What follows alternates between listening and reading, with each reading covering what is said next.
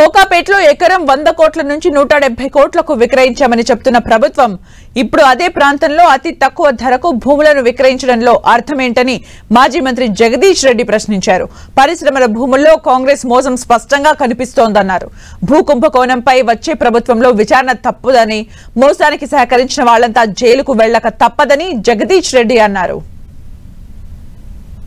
భూములు ప్రభుత్వ భూములు తీసుకున్నా లేదా ప్రైవేట్ భూములు అక్వైర్ చేసినా వాళ్ళు డెవలప్ చేస్తారు, వాళ్ళే ధర నిర్ణయించాలి, అమ్ముతారు తప్ప సబ్ రిజిస్టర్ వాల్యూకి ఎప్పుడు కూడా సంబంధం లేదు. ఇవాళ లేని నిబంధన తీసుకొచ్చి కొత్తగా సబ్ రిజిస్టర్ వాల్యూలో ఇంతే ఉంది అని చెప్పి మాట్లాడుతున్నారు.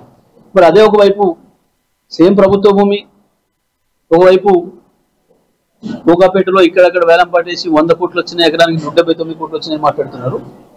మరి ఇక్కడ ₹1 కోటి ఎట్లా ఇస్తారు?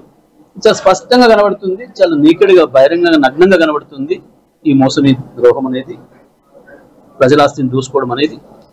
ఇది తప్పకుండా శిక్షార్హమే, అందులో సందేహం లేదు.